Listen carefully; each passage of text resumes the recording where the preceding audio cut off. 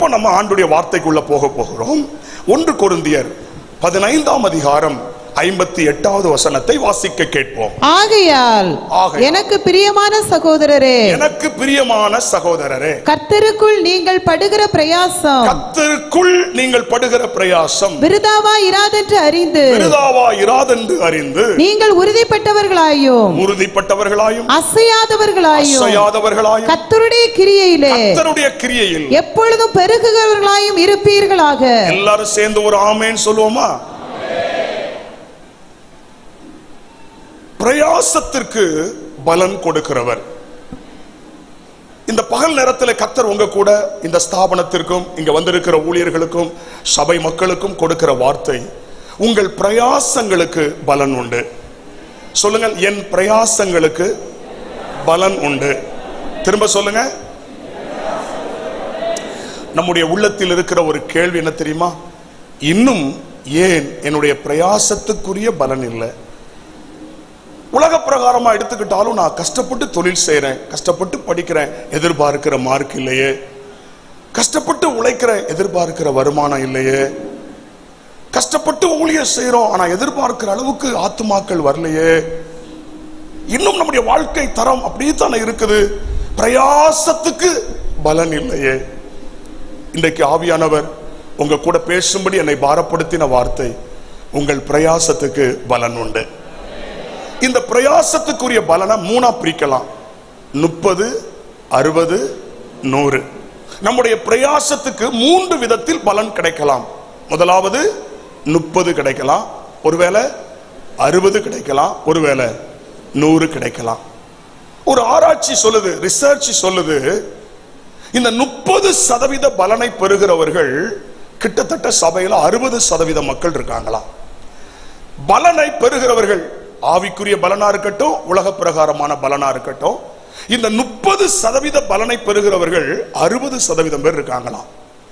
60% பலனை பெறுகிறவர்கள் ஒரு 30% பேர் இருக்காங்களாம். ஆனா இந்த 100% பலனை 10% மக்கள் கூட பெறலையா. 2025 30 இல்ல, 60 இல்ல, 100 மடங்கு பலனை பெறுகிற ஒரு காலமா இருப்பதாக. உங்களுடைய பிரயாசத்துக்கான பலன் 30 அல்ல, 60 அல்ல, எத்தனை? உங்க ஸ்தாபனத்துல 100 மடங்கு பலன், சபைகள்ல 100 மடங்கு பலன், உங்களுடைய குடும்பங்கள்ல, உங்க பிரயாசங்கள்ல. இனி உங்க பிரயாசத்துக்கு கர்த்தர் எப்படி பலன் தருவார்? 100 மடங்கு பலன் தரப்போகிறார். ஒருவேளை உங்கள் உள்ளத்தில் கடந்த ஆண்டுகள் எல்லாம் என் பிரயாசத்துக்கு பலன் கிடைக்காம போயிடுச்சு, என் பிரயாசத்துக்குரிய பலன் எனக்கு இல்லையே. ஒரு பாஸ்டர் சொல்றாரு, இப்போ மட்டும் என் பிரயாசத்துக்கு பலன் இருக்குமானா என் சர்ச்சில் 1000 பேர் இருப்பாங்க, ஆனா 100 பேர் கூட இல்லையே. என் பிரயாசத்துக்கு ஒரு 1000 பேராவது இருக்கணும், ஆனா 100 பேர் கூட இல்லையே. இப்படி ஊழியர்களுடைய உள்ளம் ஏங்குகிறது. அநேக தேவ பிள்ளைகள், நான் கடினமா உழைக்கிறேன், ஹார்ட் ஒர்க் பண்றேன், ராத்திரி பகலா உழைக்கிறேன், ஆனா என்னுடைய பிரயாசத்துக்கு பலன் முழுமையாக இல்லையே. பழைய ஏற்பாட்டில் பிரயாசத்துக்குரிய பலனை முழுமையாக 100% அனுபவித்தது ஈசாக்கு. அல்லேலூயா, ஆமென். கர்த்தர் அந்த வருஷத்துல அவனை ஆசீர்வதித்ததினால் 100 மடங்கு பலனை அடைந்தான். இந்த ஆண்டு ஆமென், கர்த்தர் உங்களுக்கு 100 மடங்கு பலனை தருவாராக. ஆமென், ஹல்லேலூயா. இந்த வருஷத்துல நல்ல பலனை, நல்ல விளைச்சலை, நல்ல ஆசீர்வாதத்தை, நல்ல அறுவடையை கர்த்தர் உங்களுக்கு தருவாராக.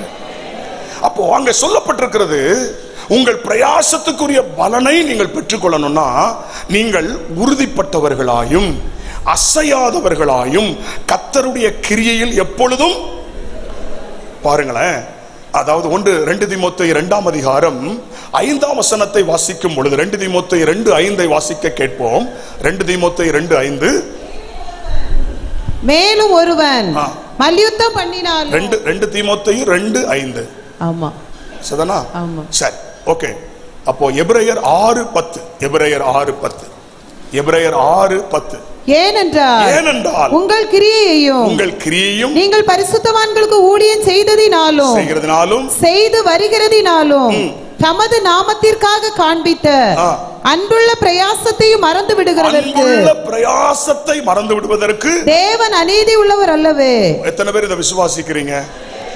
நம்முடைய பிரயாசத்தை கர்த்தர் மறக்கலன்னு சொல்றார். அதாவது பரிசுத்தவான்களுக்கு செய்கிற பிரயாசங்களா இருக்கலாம், குடும்பத்துக்குரிய பிரயாசமா இருக்கலாம். நீங்க என்னெல்லாம் பிரயாசப்பட்டீங்களோ இன்னைக்கு ஆண்டோடைய வார்த்தை என்ன தெரியுமா? நான் அதை மறக்கலப்பா, உன் பிரயாசத்துக்குரிய பலனை நான் உனக்கு தருவேன். அப்போஸ்தலனாகிய பவுல் சொல்லும்போது சொல்லுகிறான், உங்கள் எல்லாரிலும் நான் அதிகமா என்ன செய்தேன்? பிரயாசப்பட்டேன்.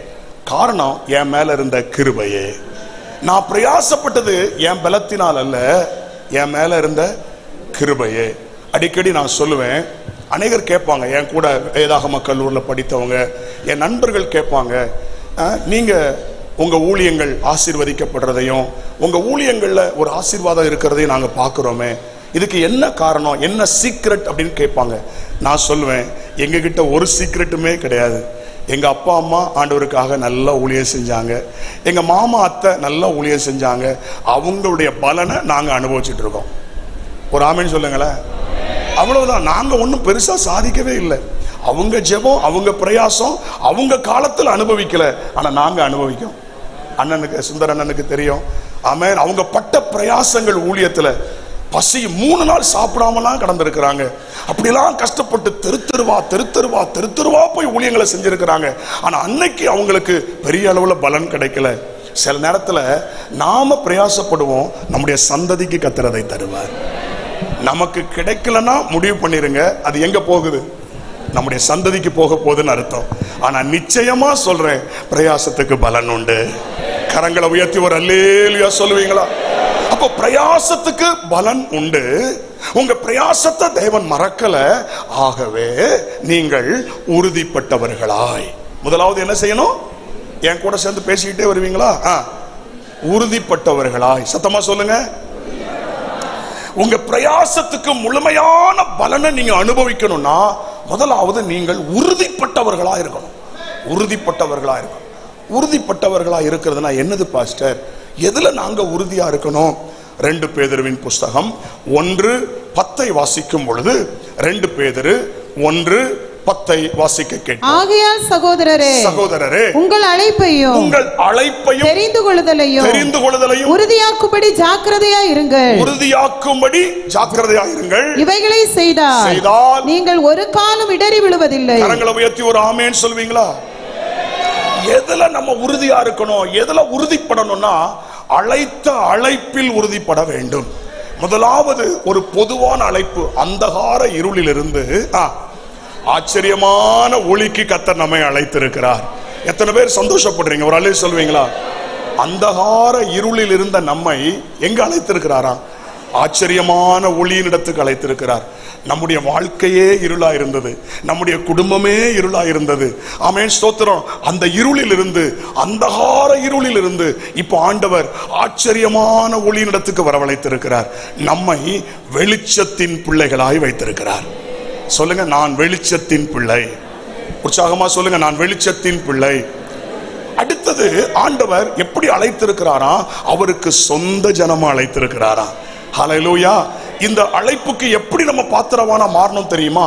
நாம ஒரு கிறிஸ்தவ குடும்பத்தில் பிறந்ததினால் அல்ல, ஒரு கிறிஸ்தவ பெயர் இருக்கிறதுனால அல்ல, யோவான் 1:12 படி அவருடைய பிள்ளையா மாறினதுனால, இயேசுவை சொந்த இரட்சகரா ஏற்றுக்கொண்டதுனால இன்றைக்கு நமக்கு ஒரு உரிமை இருக்கிறது.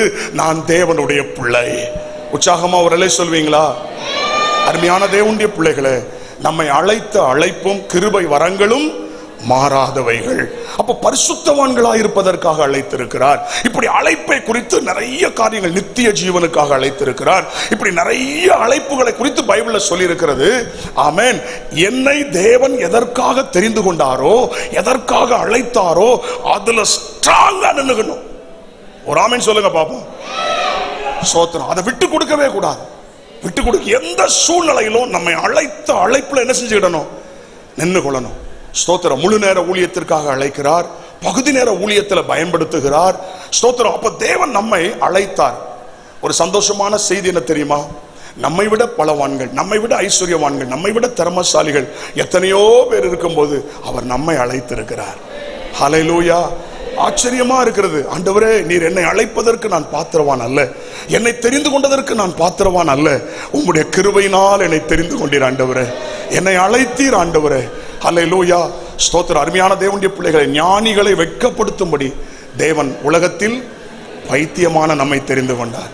பலவான்களை வெட்கப்படுத்தும்படி பலவீனமான நம்மை தெரிந்து கொண்டார். ஸ்தோத்திரம். நமக்கு இன்று எந்த ஒரு திறமையோ எந்த ஒரு மேன்மையோ ஒன்றுமே இல்லை. அந்த அழைப்பு தான் என்னை நிலைநிறுத்தி வைத்திருக்கிறது. உற்சாகமா ஒரு அல்லே சொல்வீங்களா? எப்பெல்லாம் ஊழியத்தில் பிரச்சனைகள் வருதோ, எப்பெல்லாம் பாடுகள் வேதனை வருதோ, அப்பெல்லாம் எங்களை நிலைநிறுத்துறது அழைப்பு மட்டும்தான். அழைப்பு மட்டும்தான். அழைப்பு மட்டும்தான். இன்னைக்கு வரைக்கும் இந்த ஊழியத்துல நாங்க நிக்கிறோம்னா ஒரே ஒரு காரணம், கர்த்தர் அழைத்தார். அழைத்த தேவன் எங்களை என்ன செய்ய மாட்டார், கைவிட மாட்டார் என்ற அந்த ஒரு நம்பிக்கையில தான் எங்க ஓட்டமே ஓடிக்கிட்டு இருக்கிறது. உங்களுக்கும் நான் சொல்றேன், நீங்க தற்செயலா ரட்சிக்கப்படல, தற்செயலா சபைக்கு வரல, கர்த்தர் உங்களை அழைத்திருக்கிறார். கரங்களை உயர்த்தி ஒரு அலை சொல்வீர்களா? அழைத்த தேவன் உண்மை உள்ளவர், அழைத்த அழைப்புகள் மாறாதவைகள். அது மாத்திரமல்ல, இரண்டாவது யோபு புஸ்தகம் 2ஆம் அதிகாரம் 9ஆம் வசனத்தை வாசிக்கும் பொழுது, யோபு புஸ்தகம் 2:9 வாசிக்க கேட்போம். மைக்ல கேட்போம். அப்பொழுது அவனுடைய மனைவி அவனை பார்த்து, யோபுவை பார்த்து, நீர் இன்னும் உடைய உத்தமத்தில்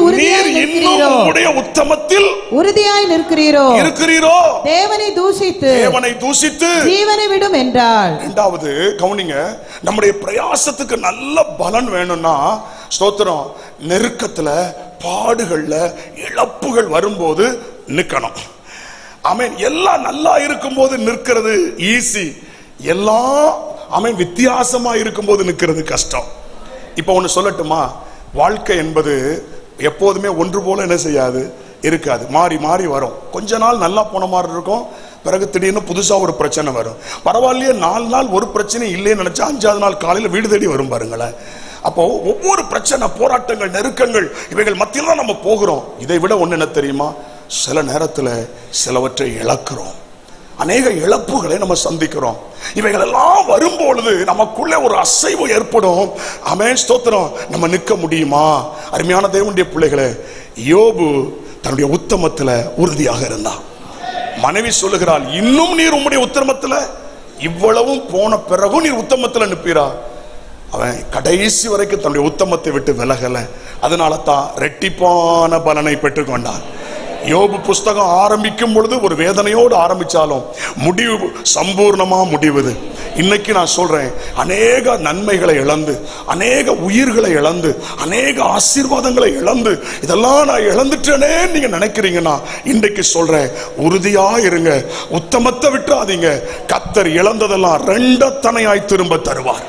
நீங்க இழந்ததெல்லாம் 2 தனையாய் கர்த்தர் உங்களுக்கு திரும்ப தருவார். ஹல்லேலூயா. அதை நினைத்து நீங்க கலங்காதீங்க, அதையே நினைச்சிட்டு இருக்காதீங்க. ஸ்தோத்திரம். ஊழியத்துல நாங்க நிறைய இழப்புகளை சந்திக்கிறோம். கடந்த சில ஆண்டுகள்ல மட்டும் எனக்கு கரண்ட்னால மட்டுமே 3 லட்சம் ரூபாய் சேரும். கரண்ட்னால மட்டும். திடீர்னு பாத்தீங்கன்னா பாக்ஸ்ல இருந்து தீ வருது, திடீர்னு பார்த்தா டியூப்லைட்ல இருந்து தீ வருது, திடீர்னு பார்த்தா ஆம்பிளிஃபயர்ல இருந்து புகையா வருது. ஏன் வருதுன்னு எவனாலையும் கண்டுபிடிக்க முடியல. கர்த்தருக்கு தோத்திரம். நம்மை தாக்க முடியாம சத்துரு போய் நம்முடைய உடைமைகளை தாக்குகிறான்.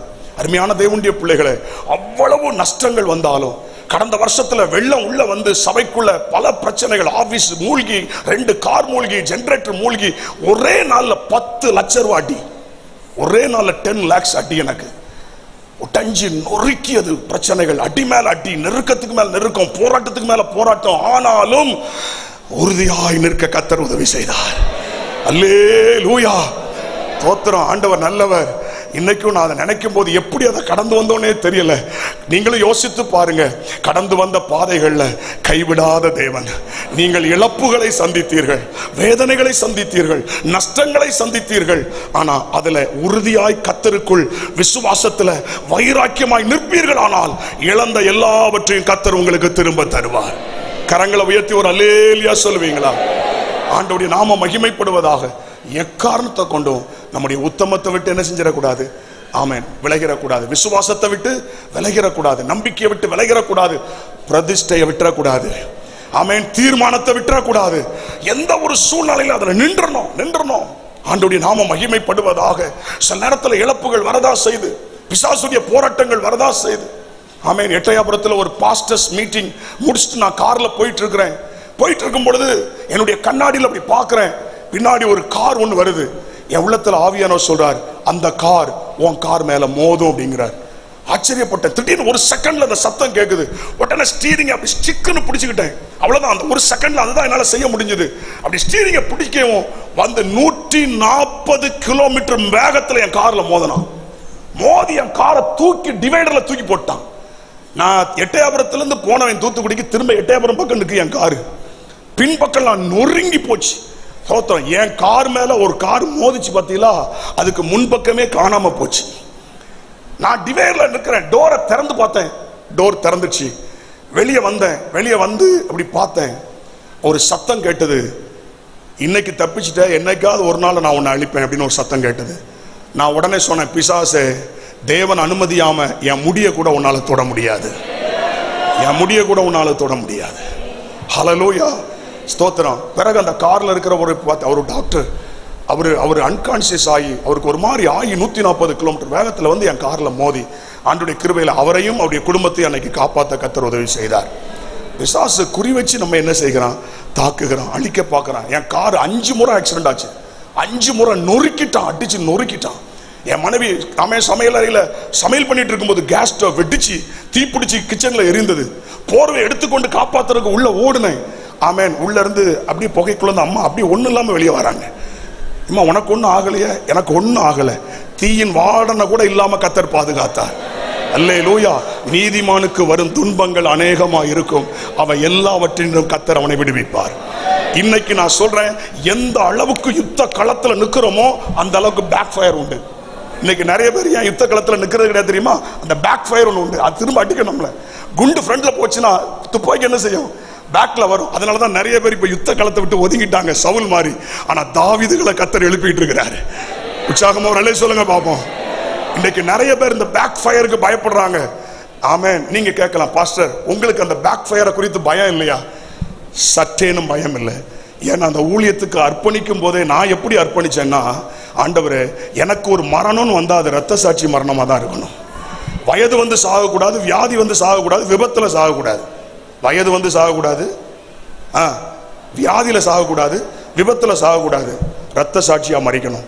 அப்படி ஒரு மரணத்தை எனக்காக நீர் முன்குறிப்பீராக சொல்லி அர்ப்பணிச்சு வந்தவன். அப்படி ஜீவனை பணையம் வச்சுதான் ஊழியத்துக்கு வந்திருக்கிறோம். ஆமென். ஹல்லேலூயா. அதனால எனக்கு அது மேட்டரே கிடையாது. உற்சாகமா ஒரு அல்லேலூயா சொல்வீங்களேன். ஸ்தோத்திரம். அடுத்தது இன்னொன்னு என்னன்னா, இழப்பதற்கு ஒண்ணு இல்லை. ஏன்னா நான் ஒண்ணும் கொண்டு வரல, எல்லாம் அவர் தந்தது தானே. இன்னைக்கு சீரோல தான் ஆரம்பிச்ச ஊழியத்தை, சீரோல தான் ஸ்டார்ட் பண்ணோம். இன்னைக்கு இருக்கிறதெல்லாம் தேவன் தந்தது தானே. இதுல நான் என்னத்தை இழந்துட்டேன்னு சொல்றதுக்கு என்ன இருக்கு? தந்ததெல்லாம் அவர் தானே. இன்னைக்கு இருக்கிற ஆசீர்வாதங்கள், இன்னைக்கு இருக்கிற ஐஸ்வர்யங்கள் எல்லாம் கர்த்தர் தந்தது தானே. இதுல நான் இழந்துட்டேன். என்னத்தை இழந்த? ஒண்ணு இழக்கல. அல்லேலூயா. வரமாட்டீங்க என்ன? ஹல்லேலூயா. இன்றைக்கு ஆண்டுடைய கிருபையில எங்க சபையின் மூலமா 41 மிஷனரிகளை மாசம் 2 லட்சம் ரூபாய் கொடுத்து வட இந்தியாவில் தாங்க கர்த்தர் உதவி செய்து வருகிறார். மாசம் 2 லட்சம் ரூபாய் அனுப்புறது மட்டும் இல்ல, எங்க சபையிலிருந்து மிஷனரிகளை அனுப்பிக்கிட்டே இருக்கிறோம். ஸ்தோத்திரம். இலக்க அடி விழ திரும்ப எழும்பிக்கிட்டே இருக்கணும். ஒரு ஆமேன் சொல்லுங்க பாப்போம். ஆமேன். ஆமேன். நீதிமான் 7 முறை விழுந்தாலும் அவன் எழும்புவான். எத்தனை முறை சத்துரு நம்மை வீழ்த்தினாலும், எத்தனை முறை நீ விழுந்தாலும், இன்றைக்கு நான் சொல்லுகிறேன், திரும்ப எழும்பு. நீ இழந்தவையில எல்லாம் 2 தனையாய் கர்த்தர் உனக்கு திரும்ப தருவார். நல்ல கையை தட்டி கர்த்தரை மகிமைப்படுத்துங்க பாப்போம். Hallelujah. Hallelujah. Praise the Lord. இன்னைக்கு நூதனமான உபதேசங்கள் வருது. பாடுகளே இல்லை, கஷ்டமே இல்லை, நீ ரட்சிக்கப்பட்டு விட்டால் உனக்கு எல்லாமே சாதக மாறிவிடும். இப்படி உபதேசம் பண்ணும் பொழுது, இப்படி டீச் பண்ணும் பொழுது அவர்களுக்கு பிரச்சனை வந்தா எப்படி தாங்குவாங்க? நாம எப்படி ஆரம்பிக்கிறோம்? முதல்ல உள்ள வரும்போது அன்பா கூப்பிட்டு நல்லா போதித்து ரட்சிப்புகள் நடத்தி ஞானஸ்நானத்தை நடத்தி அபிஷேகத்துகளை நடத்தி ஆடுகளாக அல்ல குதிரைகளாக மாற்றிக்கிட்டு இருக்கிறோம். உற்சாகம் ஒரு சொல்வீங்களா? சபையில இருக்கிற விசுவாசிகளை ஆடுகளாக அல்ல குதிரைகளா வச்சிருக்கணும். ஸ்தோத்திரம். வரும்போது ஆமென் இளையகுமாரன்களா வருவாங்க, உள்ள வந்த உடனே ஆடுகளா மாறுவாங்க. நாம அவங்கள குதிரைகளாக மாற்றணும், யுத்தத்துல சிறந்த குதிரைகளாக மாற்றணும். விசுவாசிகள் அவ்வளவரையும் ஜெபிக்கிற ஜெப வீரர்களாக, சத்துருவோடு எதிர்த்து நிற்கிறவர்களாக, எந்த பிரச்சனையும் மோதுகிறவர்களாக. குதிரை எதுக்கும் என்ன செய்யாது, பயப்படவே செய்யாது. அது எதிரியின் சேனைக்குள்ள என்ன செய்யுமா, புகுந்து உள்ள போகும். ஒரு ஆமென் சொல்லுவீங்களா? அப்படி விசுவாசிகளை ட்ரெயின் பண்ணணும். என்ன பிரச்சனை வந்தாலும், என்ன பாடுகள் வந்தாலும், என்ன இழப்புகள் வந்தாலும் கர்த்தருக்காக என்ன செய்ய, நில்லுன்னு உருவாக்கணும். இந்த தவறான உபதேசங்களுக்கு கர்த்தர் நம்மை விலக்கி காப்பாராக. கையை உயர்த்தி ஒரு ஆமென் சொல்லுவீங்களா? ஸ்தோத்திரம். ஆமென். அப்ப உத்தமமாய் நடக்கும் பொழுது பிரச்சனைகள் வரும், இழப்புகள் வரலாம், நஷ்டங்கள் வரலாம். ஆனா இன்றைக்கு ஒரு நல்ல செய்தி உங்களுக்கு நான் சொல்றேன். 2025 இழந்தவைகளை எல்லாம் திரும்ப பெற்றுக் கொள்ளுகிற ஆண்டு.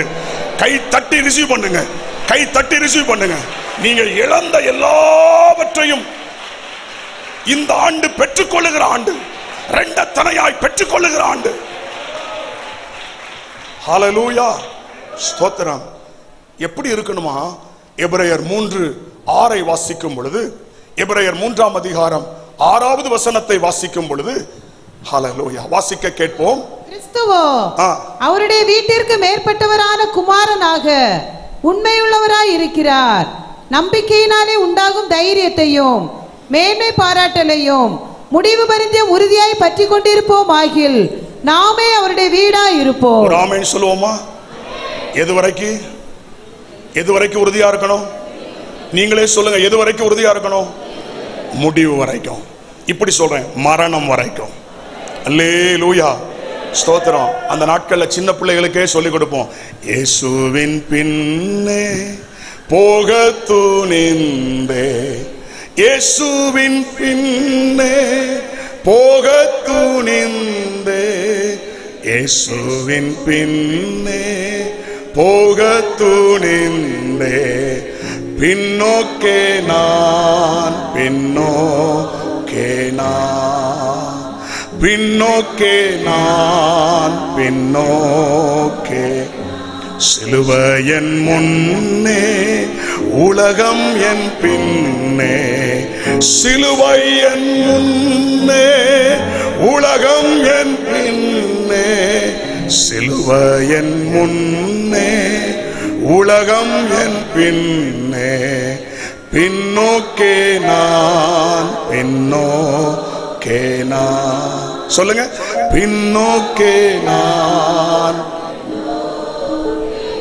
I have decided to follow Jesus. I have decided to follow Jesus. I have decided to follow Jesus. No turning back, no turning back. சொல்லுங்க, no turning back. களப்பையின் மேல் கை வைத்து விட்டு பின்னிட்டு பார்க்கிற எவனும் தேவனுடைய ராஜ்யத்துக்கு தகுதி உள்ளவன் அல்ல. யுத்த களத்துல நெஞ்சில காயப்பட்டு செத்தாலும் சாவுமே தவிர முதுகுல காயப்பட விட மாட்டோம். உற்சாகம் வரலே சொல்லுவோமா?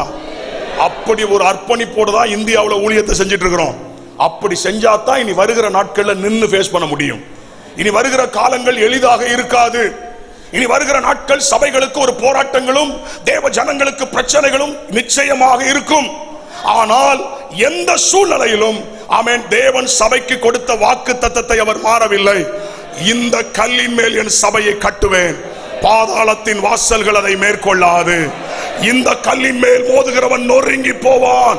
இந்த கல் எவன் மேல் விழுமோ அவனை நசுக்கி போடும். ஹல்லேலூயா. சபையை அழிப்பேன்னு சொன்னவெல்லாம் அழிஞ்சு போயிட்டான்.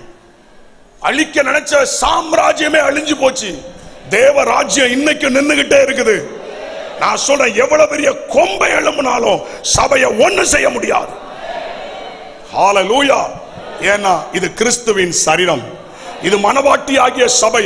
முள்ளில் உதைப்பது உனக்கு கடினமாம் என்று சொல்லி அன்றைக்கு சவுலை தடுத்த அதே இயேசு இன்றைக்கும் இந்தியாவிலே உலாவிக் கொண்டிருக்கிறார். ஹல்லேலூயா, ஸ்தோத்திரம். அப்போ பிரயாசத்துக்கு நல்ல பலன் வேணும்னா எப்படி இருக்கணும்? உறுதியா இருக்கணும். சொல்லுங்க, ஒரு ஆமீன் சொல்லுங்க. விசுவாசத்துல உறுதியா இருக்கணும், வைராக்கியத்துல உறுதியா இருக்கணும், பரிசுத்தத்துல உறுதியா இருக்கணும், அழைத்த அழைப்புல உறுதியா இருக்கணும், எடுத்த தீர்மானத்துல உறுதியா இருக்கணும். இப்படி உறுதியா இருக்கணும்னே ஒரு 30 குறிப்பு சொல்லலாம். கர்த்தருக்கு தோத்திரம். அடுத்தது, உங்களுடைய பிரயாசத்துக்கான பலனை நீங்க பார்க்கணும்னா அசையாதவர்களாய் எப்படி இருக்கணும்? சத்தமா சொல்லுங்க, ஸ்தோத்திரம். அசையாம இருக்கணும் அப்படின்னா லூக்கா 6:48 வாசிக்கும் பொழுது, லூக்கா 6ஆம் அதிகாரம் 48வது வசனத்தை வாசிக்கும் பொழுது வாசிக்க கேட்போம். 6 ஆழமாய் தோண்டி கற்பாறையின் மேல் அஸ்திபாரம் போட்டு வீடு கட்டுகிற மனுஷனுக்கு ஒப்பாய் இருக்கிறான். பெருவெள்ளம் வந்து நீரோட்டம் அந்த வீட்டின் மேல் மோதியும் அதை அசைக்க கூடாமற் போயிற்று. எல்லாரும் ஒரு ஆமென் சொல்லுங்க, கொஞ்சம் சத்தமா சொல்லுங்களேன்.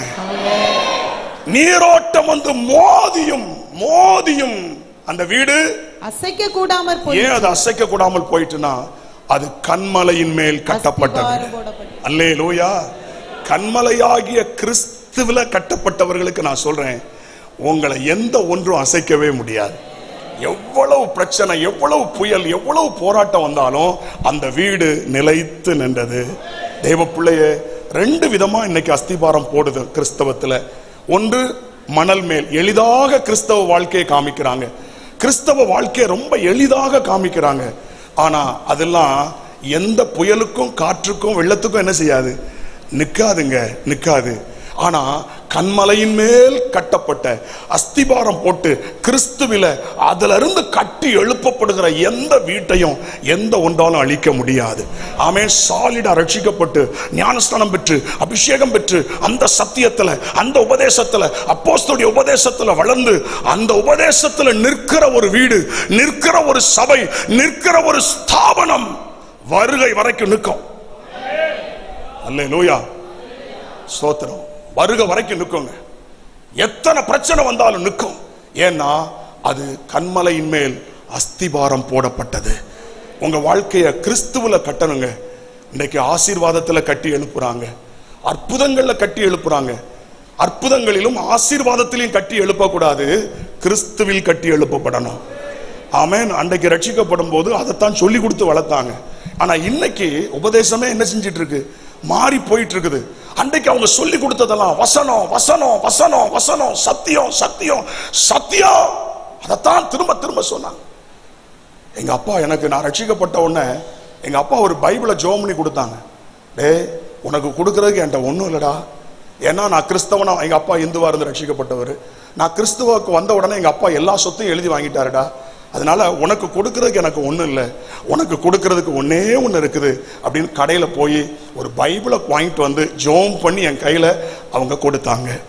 ஆண்டவருடைய கிருபையினால அந்த சத்தியம், அந்த வசனம் தான் இன்னைக்கு வரைக்கும் என்ன ஆசீர்வாதமா நடத்திக்கிட்டே இருக்கு. அல்லேலூயா. இன்னைக்கு வரைக்கும் எங்க அப்பா எனக்கு 1 சென்ட் இடம் தரல. எங்க அப்பாவுக்கு எதுவும் எனக்கு தர அவங்களால முடியல. ஆனா எங்க அப்பா எனக்கு வசனத்தை கற்றுக் கொடுத்தாங்க. நான் பைபிள் காலேஜில் போய் பிடிஹெச் முடிச்சு திரும்ப எம்டி பண்ணி திரும்ப போய் டாக்டரேட்லாம் பண்ணி எம்டிமின்லாம் பண்ணி முடிச்சாலும் இன்னைக்கும் எனக்கு பைபிளில் சந்தேகம் வந்தா எங்க அப்பாட்ட தான் கேட்பேன். ஏன்னா எங்க அப்பா 65 முறை இந்த பைபிளை வாசித்திருக்கிறாங்க. ஆமென். 5 முறை ஆங்கிலத்தில் வாசித்திருக்கிறாங்க. ஒரு இந்து குடும்பத்திலிருந்து வந்த எங்க அப்பா எப்போதும் பைபிள் வாசித்துக்கிட்டே இருப்பாங்க. நான் அவங்கள பார்க்கும் போதெல்லாம் பைபிள் வாசித்துட்டு இருப்பாங்க. எனக்கு பைபிள்ல உள்ள சந்தேகத்துக்கெல்லாம் விளக்கம் கொடுத்தது எங்க அப்பா தான். நான் பைபிள் காலேஜில் போய் படிச்சதை விட எங்க அப்பா கிட்ட படிச்சதான் அதிகம். இன்னைக்கு இருக்கிற ஊழியர்கள் எந்த ஊழியரையும் மதிக்கிறது இல்லை. சோத்திரம். எனக்கு எல்லாம் தெரியும் அப்படிங்கிற மனப்பான்மைக்குள்ள எல்லாரையும் சொல்லல, ஒரு சிலரை. ஆமா, அந்த அந்த அந்த அந்த அப்போஸ்தல அதிகாரத்துல வளராம போயிட்டு இருக்கிறாங்க. நாங்கெல்லாம் அந்த அப்போஸ்தல அதிகாரத்துல வளர்ந்தவங்க, கைப்படிந்தவர்கள். ஆமென் சொல்லுவோமா? யார்கிட்ட எப்படி பேசணும், எப்படி பழகணும்ங்கிறது எங்களுக்கு தெரியும், சொல்லி கொடுக்கப்பட்டது. மூத்த போதகர்கள்ட்ட எப்படி பேசணும், எப்படி நடந்து கொள்ளணும்னு சொல்லி கொடுக்கப்பட்டது. ஆனா இன்னைக்கு உள்ளவன் வந்தா ஹாய் அப்படிங்கிறான். ஹாயா, என்னடா இது புதுசா இருக்கடா, இதெல்லாம் நாங்க கேள்விப்படவே இல்லையடா. மூத்த போதகரை பார்த்து கால் மேல கால் போட்டு உட்கார்ந்து இருக்கிறான். காலங்கள் என்ன செஞ்சிட்டு மாறி இருக்கிறது. காரணம் என்ன? எல்லாம் மணல் மேல் கட்டப்பட்டு கொண்டிருக்கிறது. தெய்வ பிள்ளையே, நிக்காதுமா, நிக்காது. கண்மலையின் மேல் அஸ்திபாரம் போட்டு கிறிஸ்துவ கட்டி எழுப்புனா எவனாலையும் ஒன்றும் செய்ய முடியாது. உற்சாகமாலே சொல்வீங்களா? அப்பா அடிக்கடி கேட்பாங்க. இப்போ அவங்களுக்கு 82 வயசு. நான் போனா 2 காரியம் கேட்பாங்க. இப்போ போனாலும் கேட்குறாங்க. முத காரியம், பைபிள் வாஸ்தியா அப்படின்னு கேட்காங்க. இப்போ போனாலும் கேட்குறாங்க, பைபிள் வாஸ்தியா, இன்னைக்கு எத்தனை அதிகாரம் வாஸ்த அப்படின்னு கேட்குறாங்க. அடுத்தது, ஒழுங்கா உடற்பயிற்சி பண்றியா அப்படின்னு கேட்குறாங்க. அது கொஞ்சம் கஷ்டமா இருக்கு. ஏன்னா நமக்கு டைமே இல்லை. ராத்திரி பகலா ஓடுறோமா, கொஞ்சம் உடற்பயிற்சி பண்ணு. சுவர் இருந்தாதான் சித்தனை வரைய முடியும்டா. நீ நல்லா ஊழியம் செய்யணும்னா நீ நல்லா ஹெல்த்தா இருக்கணும். ஸோ நல்லா ஹெல்த்தா இருக்கணும்னா நல்லா எக்ஸசைஸ் பண்ணணும். இந்த 2ஐயும் அடிக்கடி சொல்லிக்கிட்டே இருக்கிறாங்க. ஆமேன். என்னால் ஒன்றை மட்டும் சரியா செய்ய முடியல. செய்ய கர்த்தர் கிருபை தருவாராக. உற்சாகமுறையிலே சொல்வீங்களா? அடிக்கடி சொல்லுவாங்க, பைபிள் வாசிமா, அதிகமா தியானி, இந்த வசனம் உன்னை கைவிடாது, இந்த வசனம் உன்னை அசைய விடாது. ஸ்தோத்திரம். நானும் ஆண்டுடைய கிருபையில அப்பா மாதிரி நான் வாசிக்கல, நான் கொஞ்சம் மெதுவா வாசிப்பேன். ஒரு முறை பைபிள் வாசிக்கிறதுக்கு 15 மாசம் எடுப்பேன். இதுவரைக்கும் 26 முறை வேதாகமத்தை வாசித்து முடிக்க கர்த்தர் கிருபை தந்திருக்கிறார். அதுல 6 முறை நேர் முழங்கால நின்னே வாசிக்க கர்த்தர் கிருபை தந்திருக்கிறார். அல்லேலூயா. ஸ்தோத்திரம். நான் ஒரு பொருத்தனை பண்ணியிருக்கிறேன். என் உயிருள்ள நாளெல்லாம் முழங்கால நின்று தான் பைபிள் வாசிப்பேன்னு. இப்போ 6 முறை வாசித்துட்டேன். 7வது முறை வாசிக்க ஆரம்பிச்சிருக்கிறேன். எப்போ நான் முழங்கால் படியிட்டு வேதத்தை வாசிக்க ஆரம்பிச்சேனோ எனக்கு புதிய வெளிப்பாடுகளை கர்த்தர் கொடுக்க ஆரம்பித்தார். புதிய விதத்துல கர்த்தர் பேச ஆரம்பித்தார். இதற்குரிய கனத்தை நம்ம இதுக்கு கொடுத்தா நிச்சயமா இது நம்மை கனப்படுத்தும். உற்சாகமோ ஒரு அலை சொல்வீங்களா? ஹல்லேலூயா. ஆண்டவருடைய நாமம் மகிமைப்படுவதாக. அப்போ நாம் அசைக்கப்படாதவர்களா இருக்கணும்னா கிறிஸ்துவின் மேல், சத்தியத்தின் மேல், வசனத்தின் மேல் கட்டப்பட்டிருக்கணும். அற்புதங்களை நாடி வர்றவங்க நிற்கவும் செய்வாங்க, போகவும் செய்வாங்க. ஆமென். ஸ்தோத்திரம். அடையாளங்களை தேடி வர்றவங்க நிற்கவும் செய்வாங்க, போகவும் செய்வாங்க. ஆனா வசனத்தை பிடிச்சுக்கிட்டவன் வசனத்துக்காகவே நிற்பான். ஒரு கட்டத்துல இயேசுவோடு கூட இருந்த நிறைய பேர் போயிட்டாங்க. அவர் சத்தியத்தை போதிக்க ஆரம்பிச்ச உடனே போயிட்டாங்க. அப்ப இந்த 12 பேரையும் பார்த்து கேட்கிறார், நீங்களும் போய்விட? கெஞ்சிலாம் கேட்கல, போயிடாதீங்கப்பா எல்லாரும் போயிட்டாங்க நீங்களும் போயிடாதீங்கன்னு கெஞ்சிலாம் கேட்கல, நீங்களும் போய்விட? பேதுரு சொல்லுகிறான், நாங்கள் யாரிடத்தில் போவோம்? நித்திய ஜீவ வசனங்கள் உம்மிடத்தில் உண்டே. கையை வைத்து கர்த்தரை ஸ்தோத்திரம் பண்ணுவோமா? அற்புதங்கள், வல்லமை, அபிஷேகம் இருக்கும்போது என்ன சொல்றான்? நித்திய ஜீவ வசனங்கள் உம்மிடத்தில் உண்டு. அசைக்கப்படாதவர்களாய் இரத்த சாட்சிகளாய் மரித்தார்கள். ரோம சாம்ராஜ்யத்தை எழுத்து நின்றார்கள். எதற்கும் பயப்படாமல் துணிஞ்சு நின்னதுக்கு காரணம் வசனம், சத்தியம் தாங்க அவங்களை நிலைநிறுத்துச்சு. நல்ல பைபிள் வாசிங்க, நல்ல தியானிங்க. உங்க பிள்ளைகளுக்கு பைபிளை கற்றுக் கொடுங்க, வேத வசனத்தை கற்றுக் கொடுங்க. உங்க பிள்ளைகளை சத்தியத்துல வளங்க. உங்க பிள்ளைகளுக்கு வேத வசனத்தை போதிங்க. ஆமென். நேரம் கிடைக்கும் போதெல்லாம் பைபிள் உள்ள சம்பவங்களை சொல்லி கொடுங்க. ஆதி ஆகமத்திலிருந்து வெளிப்படுத்தின விசேஷம் வரைக்கும் திரும்ப திரும்ப திரும்ப திரும்ப உங்க பிள்ளைகளுக்கு புரியுற மாதிரி சின்ன சின்ன பீஸா சொல்லி கொடுங்க. நான் சொல்றேன், உங்க பிள்ளைகளும் ஆமென் அசைக்கப்படாதவர்களா இருப்பார்கள். அல்லேலூயா. பெற்றோர் வேதம் வாசிக்கிறவர்களா இருந்தால் நிச்சயமாய் பிள்ளைகளும் வேதம் வாசிப்பார்கள். பெற்றோர் ஜெபிக்கிறவர்களாய் இருந்தால் நிச்சயம் பிள்ளைகளும் ஜெபிக்கிறவர்களாய் மாறுவார்கள். பெற்றோர் எப்பொழுதும் செல்போனிலும் டிவியிலும் உட்கார்ந்திருந்தால் பிள்ளைகளும் அப்படியே ஆவார்கள். கர்த்தர் நம்மை காப்பாராக. நான் அடிக்கடி சொல்வேன், நம்ம வீடுகளில் சினிமா சீரியலுக்கு இடமே இருக்கக்கூடாது. ஒருபோதும் நம்ம வீட்டில் சினிமா சீரியலுக்கு இடமே இருக்கக்கூடாது. நம்ம வீட்டில் எப்போதும் தேவ பிரசன்னம் இருக்கணும், தேவ மகிமை இருக்கணும்.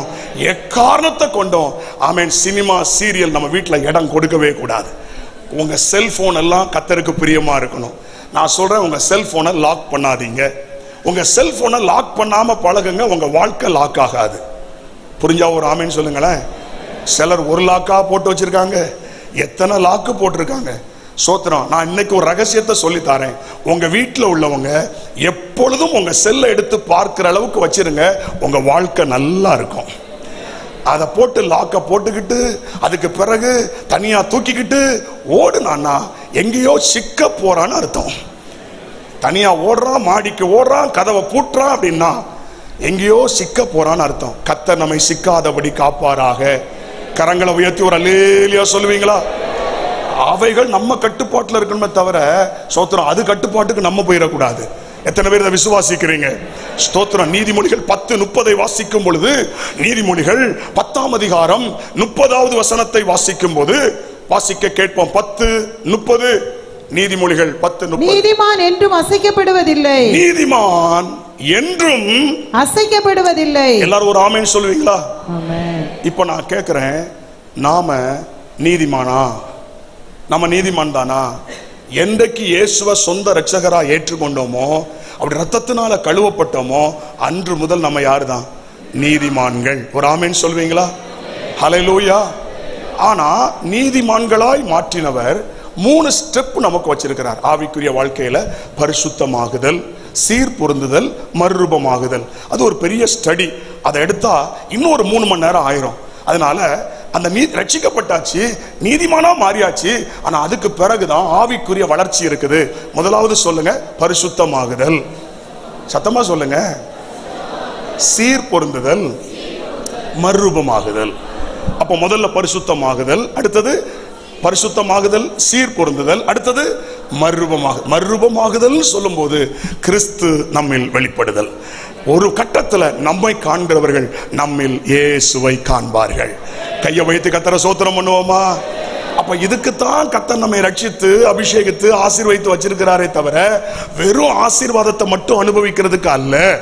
அப்போ பூரண பலனை பெறணும்னா ஸ்தோத்திரம், நீதிமானாக ஆரம்பித்து ஆமென் மறுரூபத்துல வந்து நிற்கணும்.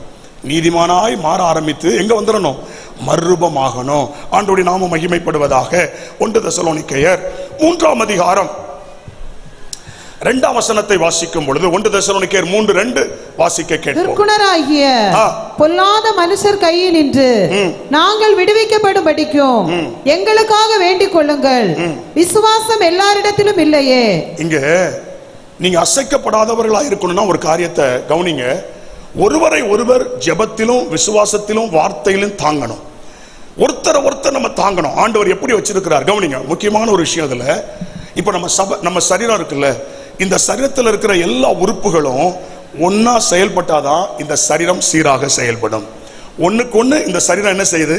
ஹெல்ப் பண்ணுது. உதாரணமாக ஒரு பேனா கீழே விழுந்த உடனே அதை எடுக்கணும்னா முதல்ல என் கண்ணு அதை பார்க்குது, என் கை அதுக்கு நேரா போகுது, என் முதுகு குனியுது.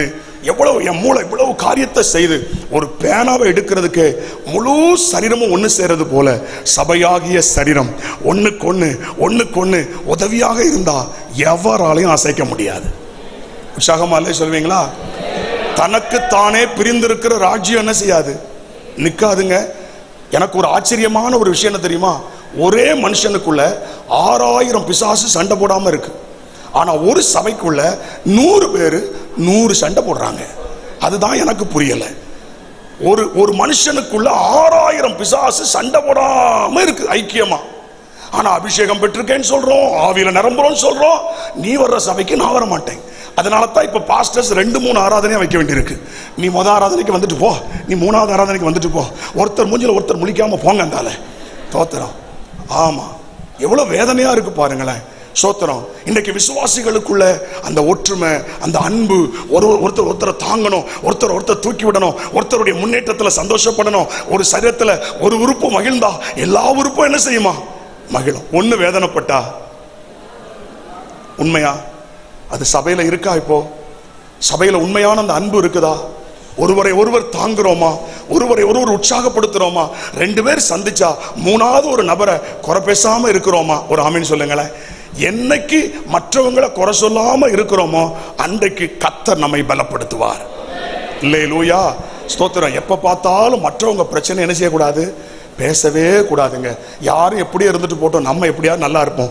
தோத்திரம். நம்ம பாதுகாத்துக்கிடுவோம். ஆமேன். நிற்கிற நான் விழாதபடிக்கு எச்சரிக்கையா இருக்க கடவன். ஆமேன். ஸ்தோத்திரம். முடிஞ்ச அளவுக்கு உதவி செய்வோம், ஒருத்தர் தாங்குவோம், ஒருத்தர் தூக்கி விடுவோம். முடிஞ்ச அளவுக்கு நம்முடைய சபையில நம்முடைய பங்களிப்பு இருக்கணும். ஆமேன். என்னால என் சபைக்கு எப்போதுமே ஆசீர்வாதம் மட்டும்தான் இருக்கணும். எத்தனை பேர் ஆமேன் சொல்லுகிறீர்கள்? அருமையான தேவனுடைய பிள்ளைகளை, ஒரே சபையா ஒரு மனதா நீங்க ஒன்னா இருந்தீங்கன்னா உங்க சபையை யாராலையும் அசைக்க முடியாது. உங்க வலிமை மிக பெரிய வலிமையா இருக்கும். ஒரு ஈக்குச்சை உடைச்சிடலாம், ஒரு பெருக்குமாற உடைக்க முடியாது. எத்தனை பேர் ஒத்துக்கொள்கிறீர்கள்? ஒரு ஈக்குச்சை உடைச்சிடலாம், ஆனா ஒரு பெருக்குமாற உடைக்க முடியாது. நீங்க எல்லாம் ஒன்னு சேர்ந்துட்டீங்கன்னா நீங்க சக்தி வாய்ந்தவர்களாய் மாறுவீர்கள். நல்ல கரங்களை உயர்த்தி ஒரு அல்லேலூயா சொல்லுங்க பாப்போம். ஆமென், ஹல்லேலூயா, ஸ்தோத்திரம். அசையாதவர்களாய், பூரண பலனை பெறணும்னா, முழுமையான பலனை பெறணும்னா, 100% பலனை பெறணும்னா எப்படி இருக்கணும்? அசையாதவர்களாய். கடைசியா ஒரு காரியத்தை சொல்லி முடிக்க போறேன். கர்த்தருடைய கிரியையில் எப்பொழுதும் இதே இருக்க கூடாதுங்க, வளர்ந்துகிட்டே இருக்கணும். நாளுக்கு நாள் அவருடைய கிரியைகளை பெருகிட்டே இருக்கணும். ஒரு செடி, ஒரு மரம், அதுக்கு உயிர் இருந்தா தினமும் என்ன செய்யும்? வளரும். ஒரு செடியோ மரமோ அதுக்கு உயிர் இருந்துச்சுன்னா அது தினமும் வளரும். ஸ்தோத்திரம். அருமையான தேவனுடைய பிள்ளைகளே, நமக்குள்ளே கிறிஸ்துவின் ஜீவன் இருக்கிறது. நானும் அவைகளுக்கு ஜீவன் உண்டாயிருக்கவும் அது பரிபூர்ணப்பட வந்தேன். எனக்கு வெறும் ஜீவனை மட்டும் அவர் கொடுக்க வரல, அவர் பரிபூர்ணப்படுத்த வந்தார். நாளுக்கு நாள் நான் வளர்ந்துகிட்டே இருக்கணும். ஆமென் சொல்வீங்களா? நான் வளரணும். நேற்றை விட இன்னைக்கு, நேற்றை விட இன்னைக்கு, நேற்றை விட இன்னைக்கு, இன்னையை விட நாளைக்கு நான் இன்னும் வளரணும் ஆண்டவரே, நான் இன்னும் வளரணும் ஆண்டவரே, நான் இன்னும் வளரணும் ஆண்டவரே, நான் இன்னும் வளரணும் ஆண்டவரே. ஒரு ஆமென் சொல்வீங்களா? ஹல்லேலூயா. அந்த வாஞ்சை, அந்த ஆசை நமக்குள்ள இருக்கணும். கர்த்தருடைய கிரியையில் எப்பொழுதும் நீங்க ஆமென் நல்ல பலனை, பூரண பலனை, உங்க பிரயாசத்துக்குரிய பலனை பெறணும்னா ஆமென் முன்பை விட அதிகமா செயல்படணும், முன்பை விட அதிகமா கிரியை செய்யணும். பாருங்களேன், கலாத்தியர் 5:6 ஒரு 3 வசனங்களை வாசித்து முடிக்கிறேன். கலாத்தியர் 5:6 வாசிக்க கேட்போம். கிறிஸ்து இயேசுவினிடத்தில் விருத்த சேதனம் இல்லாமையும் ஒன்றுக்கும் உதவாது, அன்பினால் கிரியை செய்கிற விசுவாசமே உதவும். போதும். அன்பு இல்லாம எந்த கிரியையும் வேஸ்ட். நம்ம என்ன கிரியை செய்தாலும் அதுல என்ன இருக்கணும்? சத்தமா சொல்லுங்க. கடைசி காலத்துல அன்பு தணிந்து போகும்னு சொல்லி இருக்குதா? இதே ரோட்ல தான், இதுக்கு பக்கத்துல, திருமங்கலத்துக்கு பக்கத்துல, நான் என்னுடைய மனைவி பிள்ளைகளோடு ராத்திரி ஒரு மீட்டிங், மதுரை மீட்டிங் முடிச்சுட்டு கார்ல வந்துட்டு இருக்கிறேன். 12 ஹால் இருக்கும். இதை கிராஸ் பண்றேன். அப்ப எனக்கு முன்னாடி ஒரு கார் போயிட்டு இருந்தது. அப்பதான் என் காரை கிராஸ் பண்ணி அப்படி போச்சுது. கொஞ்சம் வேகமா போச்சுது. சரி, ஏதோ அவசரமா போறாங்க. நாங்க ஒரு 100-110 வந்திருப்போம், அவங்க ஒரு 120 போயிருப்பாங்க, அவ்வளவுதான். எங்களுக்கு முன்னாடி போன ஒரு கார் மேல ஒரு லாரி வந்து நேருக்கு நேர் மோதுது. நாங்க பாக்குறோம், நாங்க பின்னாடி தான் வந்துட்டு இருக்கிறோம். அந்த லாரி அந்த டிவைடர்ல அந்த பக்கத்துல இருந்து இங்க வந்து மோதுது. வா, ஆச்சரியமா இருக்குது. லாரி டிரைவர் தூங்கிட்டா என்ன செய்ய முடியும்? யோசித்து பாருங்களேன். நைட் நேரத்துல அங்க இருந்த லாரி இங்க வந்து அந்த கார்ல மோதுது. மோதி அந்த கார் அப்படி மோதி நொறுங்கி 2 வண்டி அப்படி ஜாம் ஆகி நிக்குது. நாங்க பின்னாடி போறோம்.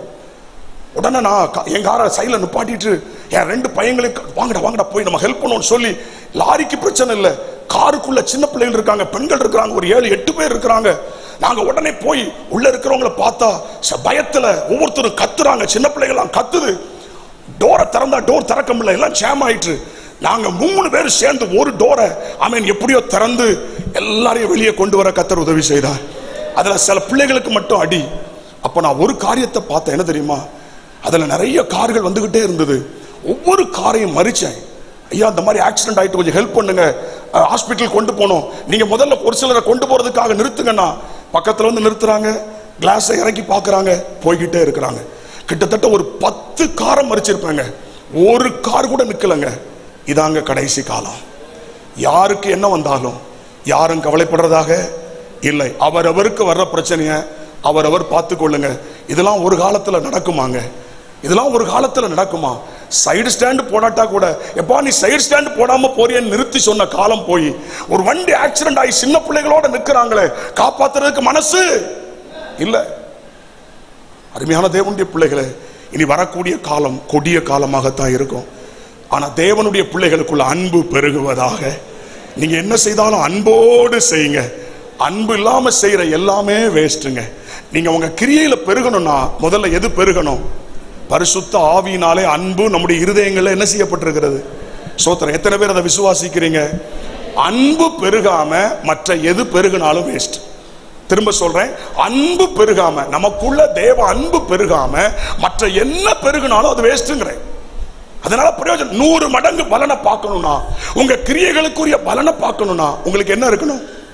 அன்பு இருக்கணும். உன்னை நேசிப்பது போல பிறரை நேசிக்கணும்.